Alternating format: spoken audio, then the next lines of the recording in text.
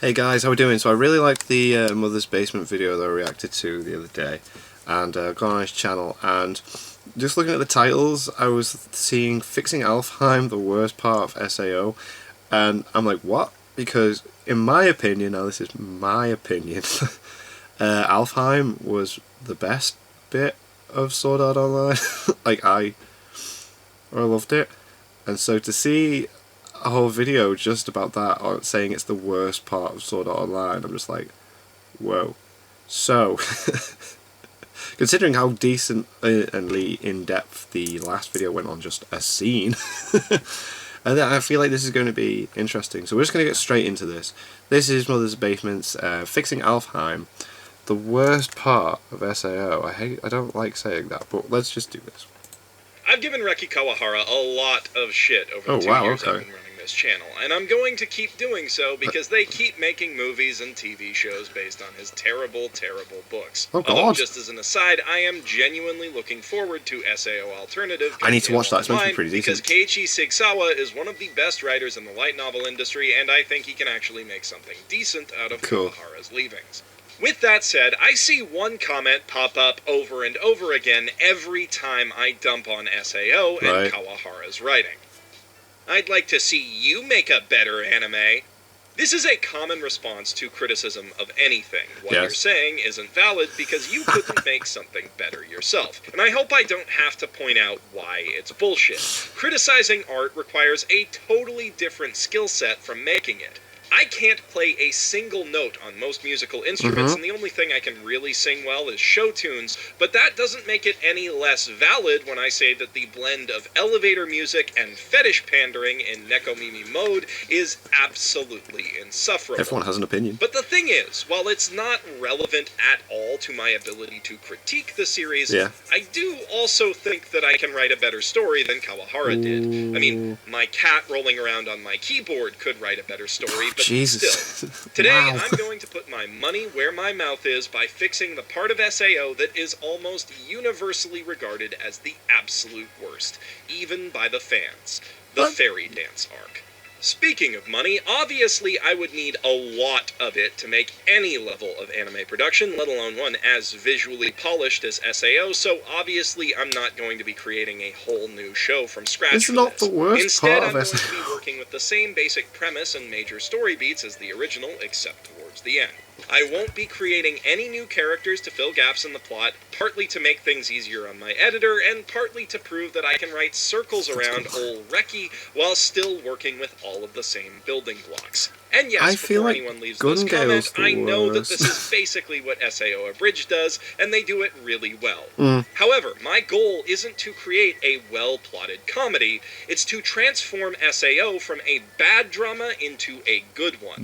So I think the solutions that I arrive at will be a little, well, actually a lot different from theirs, especially looking at what they've already done with the first episode of this arc. Speaking of that episode, I don't think I'd actually change that much about it. Yeah, it's melodramatic, and Sugo is cartoonishly evil, but it sets up the plot of the arc decently enough, and having a full episode set outside the virtual world is a nice change of pace for the show. I would extend the timeline of events a bit, since 2 months is an absurdly short rehabilitation period for someone who's spent 2 years wasting away in bed, and for other reasons I'll get into later, though. The meteor changes start once Kirito actually enters the game. Fundamentally, there are 3 huge problems with the Fairy Dance arc, the elephants in the room, if you will, but before we talk about those, I'd like to address a smaller problem. A much smaller problem, but one that's just as bad. What's that? Yui. No, Daddy, that's annoying. I've already made my thoughts about Yui very clear when I talked about the moment that ruined SAO forever, but as dumb as the way they kill her off is, the way they bring her back is even dumber. Kirito creates his character for Alfheim, logs in, glitches outside the starting area, and then he just opens his inventory, finds Yui's crystal, and then taps it once and suddenly she's alive again. No hacking, no coding, he hasn't even made any attempts to extract her data from his nerve gear in the months that he's been awake. He just logs into the game, remembers she exists, and then tap, poof, girl. Then she turns into a pixie because reasons. The game. Not only is this hand-wavy nonsense infuriating on a logical level, it's also a clear signifier that Yui has no actual purpose in this plot, aside from being cute and spouting exposition. Even though you'd think having a system admin AI from SAO would be pretty useful in a game cloned from its engine, they don't really run with that. So, let's run with it. In our new version of the story, once Kirito touches down in Alfheim, he has an anxiety attack brought on by the confusion from the glitch. Plus, a bit of PTSD from going back into VR after being stuck in it for 2 years. Yes, but Sensing this distress, Alfheim's version of the Cardinal system sends an emotional support AI to help him. A pixie-skinned clone of Yui. Okay. Detecting abnormalities in his character profile, this support AI then scans Kirito's inventory, reading and deleting his unknown items one by one, until she scans the item containing Yui's data. Because this isn't actually an item, but rather a disguised AI backup file, the AI loads it as a supported file format, and her personality and memories are overwritten with Yui's. This isn't just a change for the sake of making the story make a bit more sense. It also serves as an early indicator of the fact that ALO is a sloppy reskin of SAO, which will come into play later in our version of the story, and gives Yui a greater narrative purpose than just I'm already on board with this, fine. Although I'm sure some of you will argue that there's no greater purpose than Moe, and, well, you're not wrong. With that solved, let's move on to tackling the 3 major problems with Alfheim in order from least to most important. Starting with Part 1. Incest. Yeah, that was weird. A lot has been made of the character of Suguha, aka Lifa, and her relationship with her adopted brother and cousin, Kirito. Hardcore otaku are pretty desensitized to brother-sister or cousin-cousin incest as a story element, since it comes up an awful lot in anime, but for most normies and people in general, the idea of any kind of romantic relationship between the Black Swordsman George Michael and Sylph Warrior Maybe is, well, it's a bit off-putting, to put it mildly. I betrayed the feelings I had. I betrayed the love I felt. Hey, what you trying to say to me? Now, here's the thing. I'm not just throwing an Arrested Development reference in here for kicks. SAO doesn't play the incest thing for laughs, but it is aware of how creepy it is. Yeah. Unlike, well, basically every other anime that does this, the actual text of this story isn't really pro-incest. It doesn't present a Suguto ship, or whatever the hell you degenerates call it, as anything desirable. Sugu is acutely aware that her feelings are wrong and will always be one-sided, and her character arc in this season is mostly about moving past them. This is literally the only meaningful character growth that anyone undergoes in this entire 11-episode arc. It's the only thing that comes even remotely close to working. And it's about a sister who wants to bang her brother, so that should really say something. Now, I don't think that it's inherently bad to have a story that deals with uncomfortable subject matter or emotions. Actually, I'd argue that it can be a good thing. And conceptually, the idea that Kirito changed so much in SAO that his sister saw him as a different person is an interesting way to mark his growth as a character. Yeah. So I'd keep Sugu's crush on her brother in the story, creepy though it may be, but strange. There are still 2 problems that need to be solved with it. The big issue is that the show objectifies the hell out of Suguha. Every other moment that she's on screen, whether it's IRL or in the game, the camera and animators conspire to highlight how cute and sexy she is. Which is almost the default practice for presenting any woman in anime, but let's not crack open that industrial barrel let's not go into that today. one. Whether or not you think an emphasis on fan service is a bad thing in general or just good dirty fun, here it is absolutely a problem, because Kirito, our audience surrogate character, is supposed to have 0 physical attraction he's to not his meant to find sister, her yet attractive. we, the audience, are essentially forced to see her as desirable by the way the camera guides our eyes. It's a contradiction between direction and writing that undermines the story that's trying to be told. If you absolutely need to, you could arguably keep the Lifa fan service, since Kirito doesn't know she's his sister until late in the story, and that could make that a more uncomfortable revelation for him, but I'd prefer to focus on writing over direction here, so let's leave this at that. From a writing perspective, the important thing that needs to change here is how the story follows through on Leafa's character arc. In the story as Reki Kawahara wrote it, she never actually gets over her feelings for Kirito. Oh. She just accepts that he loves Asuna and joins Lisbeth and Silica in the awkward, technically not a harem that stalks the two of them everywhere, expressing constant jealousy over Damn. their relationship. While it would hit many of the same beats in this arc, from their kendo match at the start to the final duel before going to save Asuna, my version of this story would end with Suguha and Kirito properly reconciling as a family, and Sugu definitively moving on. If I had to spitball a symbolic way of showing this, maybe after they do that weird waltz in the sky thing in the last episode, Sugu hands Kirito off to Asuna for another dance, smiles, and then goes to dance with Rekon, that green-haired embodiment of "why don't girls like nice guys" posts whose real name I can't remember or be bothered to look up. Or she could just be happy being single and independent. Call it Sword Art Online actually progressive. Either way, as long as we strip any wish fulfillment elements out of this plotline and actually end it, I think it works. Now we just need to fix everything else. Okay. Like what? Part 2. Everything else.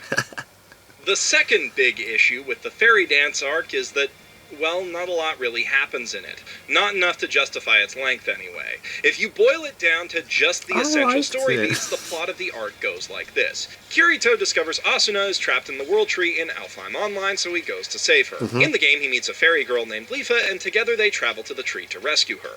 Along the way, they discover that they're actually brother and sister, and have a fight. After reconciling, they fight their way to the top of the tree, Kirito saves Asuna from Sugo, and they live happily ever after, until the most convoluted murder plot in human history begins a few months later.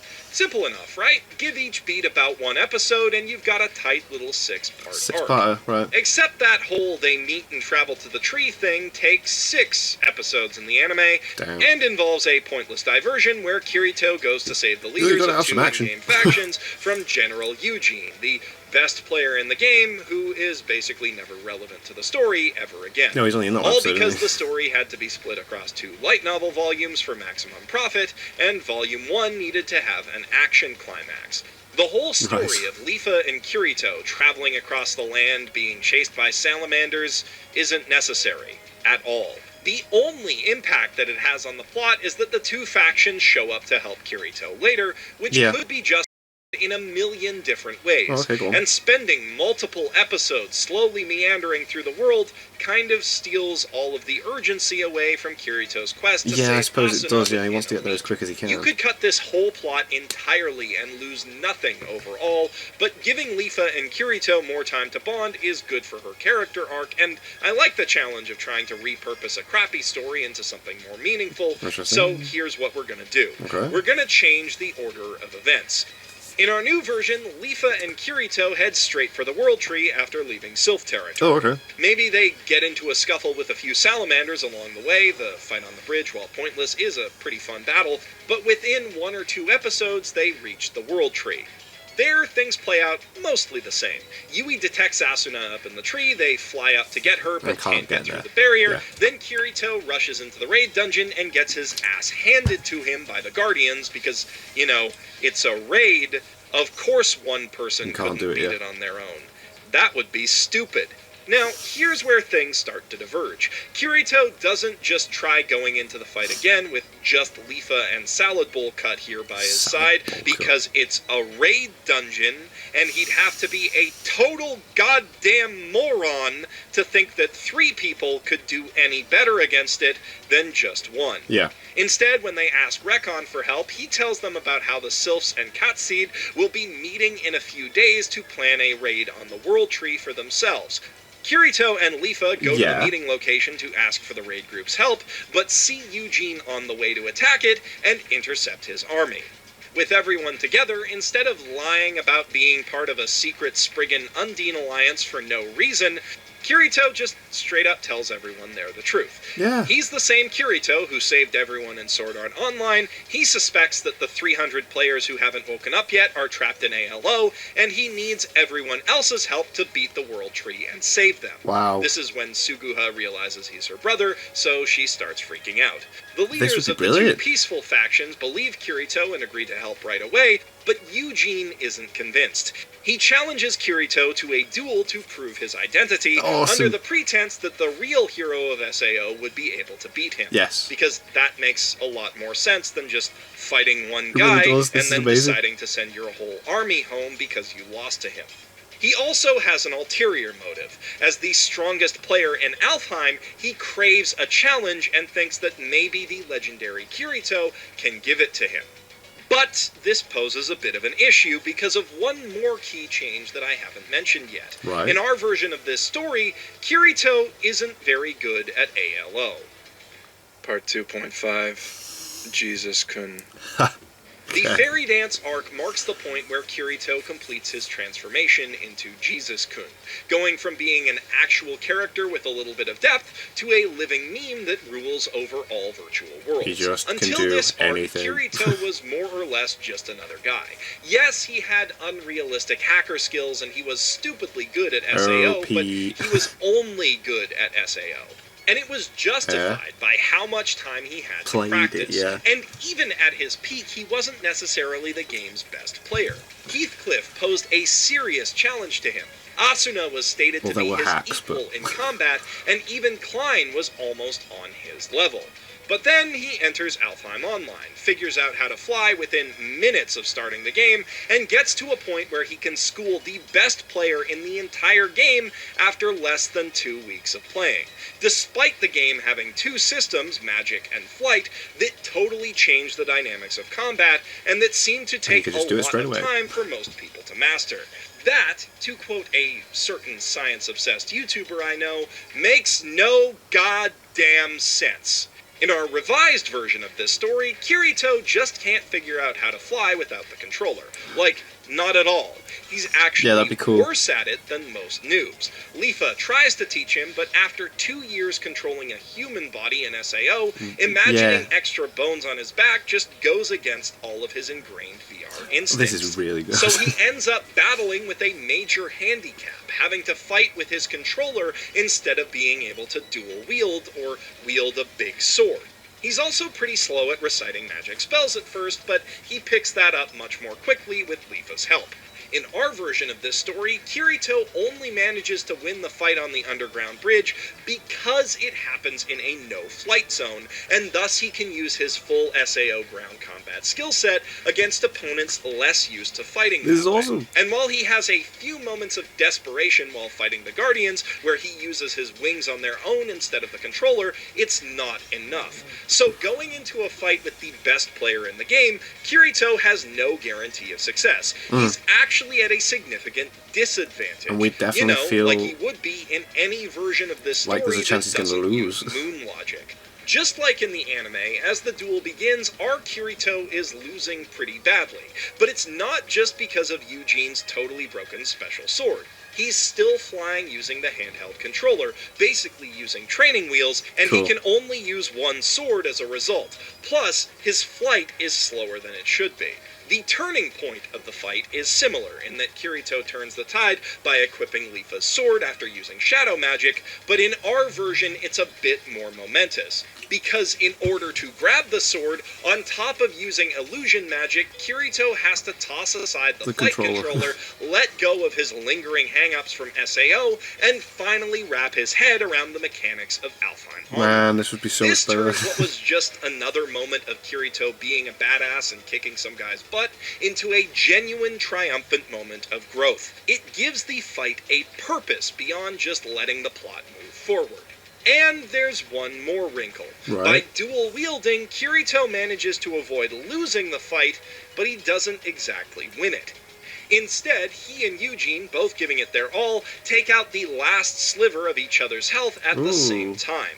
The fight is a draw, but Kirito fought well enough to prove his identity, so Eugene and the rest of the people there all agree to help him raid Nice. the World Tree. Having Eugene help with the raid makes him feel less pointless, and on top of that, there's a key point of uncertainty in our plot now. If Kirito couldn't even beat Eugene, can he actually win against whatever's at the top of the tree? Interesting. After this, Kirito would have to deal with the fallout of realizing Leafa was his sister, which would play out the same as it does in the anime. Fair enough. And the next day, everyone meets up, they fight their way through the Guardians, and Kirito finally gets to where Asuna is being held. Which brings us neatly to our final and most important fix. Part 3. Asuna. What the hell did they do to you? Oh. Asuna was arguably the best character in the first half of Sword Art Online. That's really not saying much, her only competition was Klein, but she was definitely cool, independent, driven, and genuinely skilled at the game, to the point that even Kirito admits, I can never match her speed in battle, or her accuracy with the sword. There you go. it's rare even in really good anime to have a lead female character with this much agency, and it was one of the most refreshing things about the first half of SAO. So, of course, because the fairy dance arc is the worst, it takes this wonderful, powerful character and turns her into a bog-standard damsel in distress. I suppose there is that, yes. Each episode of Fairy Dance does have one brief scene where Asuna talks to Sugo, but she has almost zero impact on the plot in these scenes. The sole extent of her contribution to the story is sneaking out of her birdcage exactly once and stealing a keycard for Kirito to open a door that he also had to fight to get to, and that absolutely didn't have to be locked for any reason except to give her something to do. Yeah. The prototypical damsel, Princess freaking Peach, is more helpful than that in the Paper Mario games, and that is a low bar to clear. Damn. And then there are the scenes where... Oh okay, God, no, I'm don't do going it. to slap a quick content warning on Don't do this it. part of the video. I'm about to talk, albeit briefly, about 2 graphic scenes of sexual violence. Don't do it. So if that's something that you're not okay with, skip to the timestamp on screen. Also, never watch this part of SAO, it's actually disgusting. It's weird. There are 2 profoundly awful scenes in Fairy Dance where Asuna is sexually assaulted, and a few slightly less severe ones where Sugo just borderline molests her. Yeah. Having him sniff her hair cements him as a creeper psycho, so Definitely. that scene's So an weird. acceptable moment of villain characterization. But the scene where she's groped by tentacle monsters is totally unnecessary. Yeah. She could just as easily have been apprehended by regular, non-rapey guards. Yes. And the final battle where Sugo tears her clothes off and almost rapes her on camera is beyond excessive. It's and not too only much. are these scenes just repugnant in concept, in practice they also focus on Asuna's body I to feel the so point where they're uncomfortable watching this clearly right now. going for fan service. Which is much worse even than when they objectify Suguha. The audience is supposed to be horrified that this is happening, but the camera is trying to titillate the viewer. It's awful, borderline pornography, and that is really just the tip of the iceberg when it comes to problems with these scenes, but I don't even want to talk about them anymore. Fortunately, there is a pretty simple solution to this problem. Yes. Just don't fucking Do do it. it. The Yeah. only purpose of these scenes is shock value, so as long as Sugo does something equally evil but maybe a bit more meaningful plot-wise, we can leave them out entirely. Yes. Yes, we can. Fortunately, we're saved from having to invent an entirely new plot point to replace those by an unexpected ally. It's Reki Kawahara's own terrible, thoughtless prose to the rescue.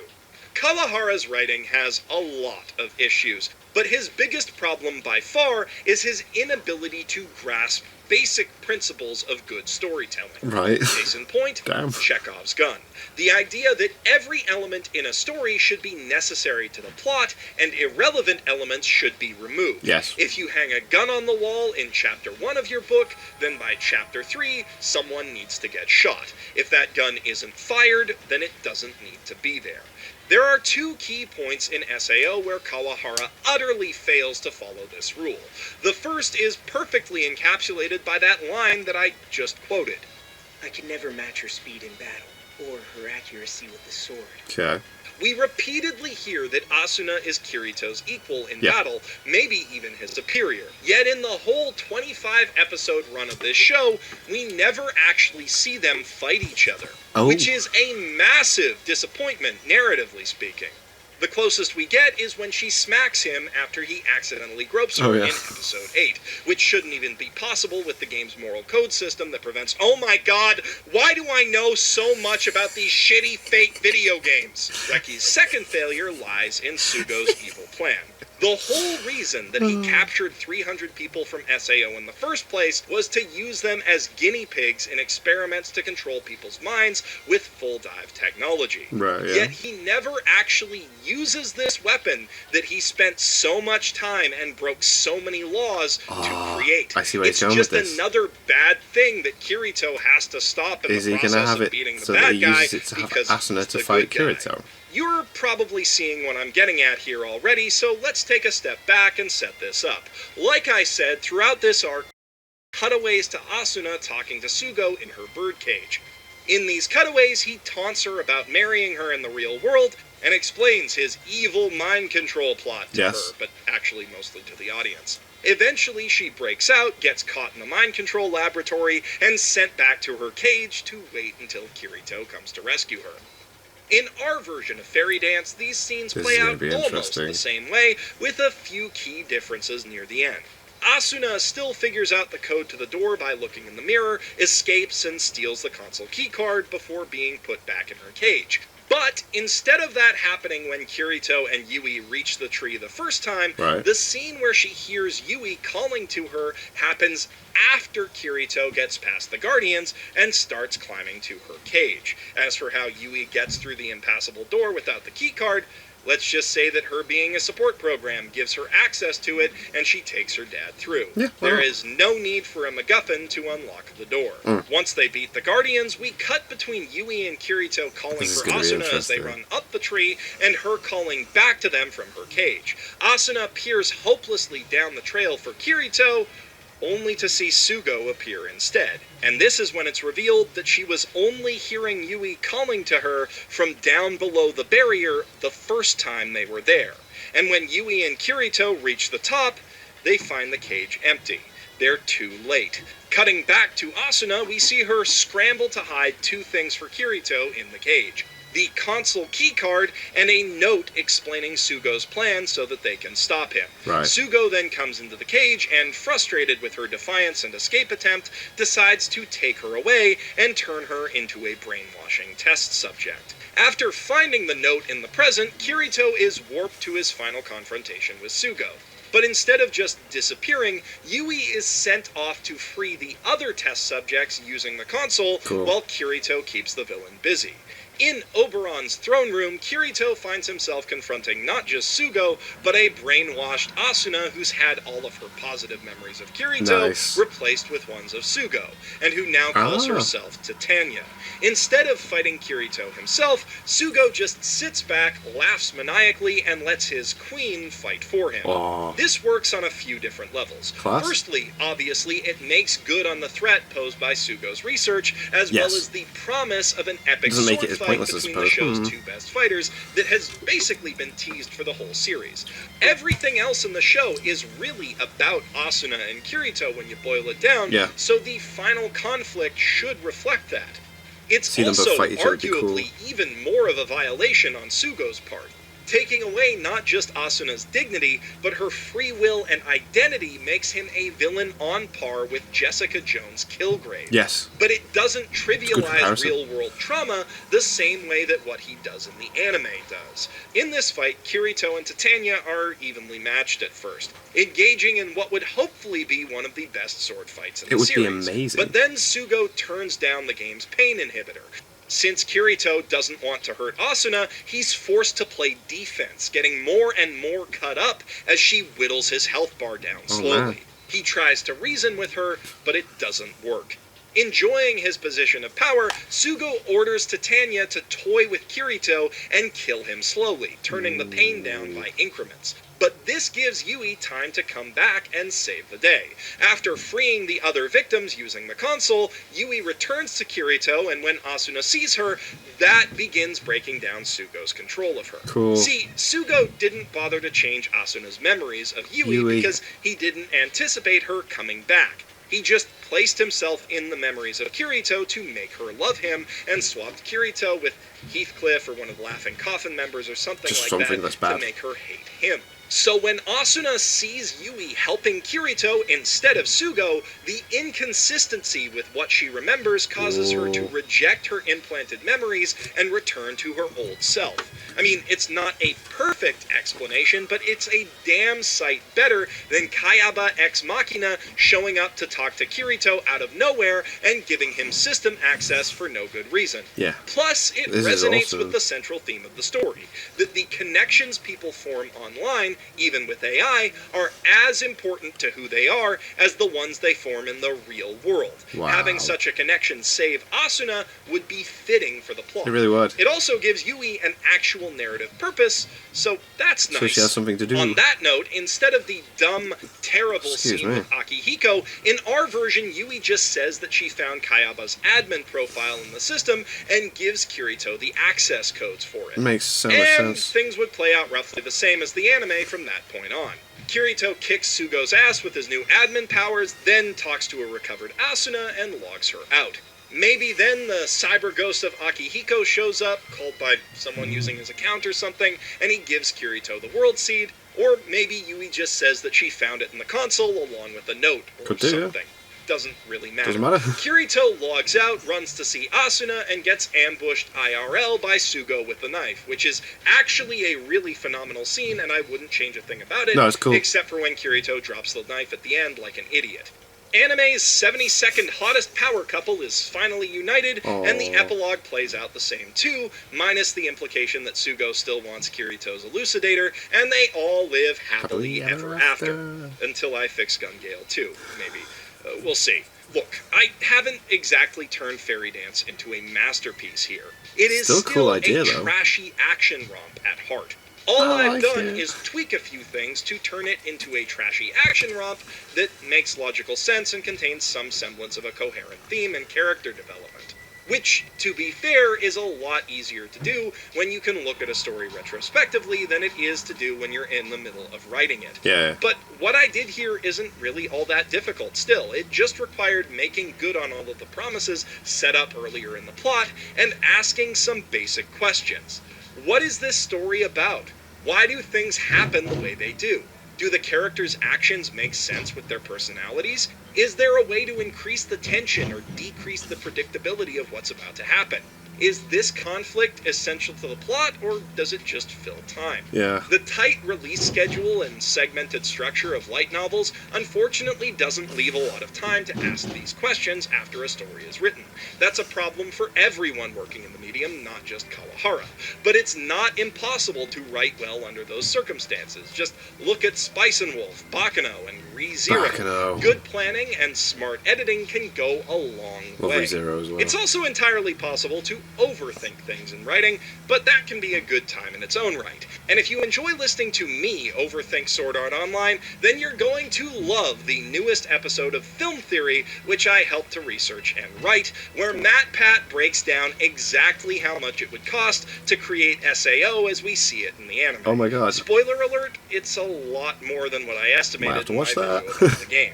If you're not familiar with game theory and film theory already, hi, welcome to YouTube. You must be new here. And you should know that their videos are a ton of fun.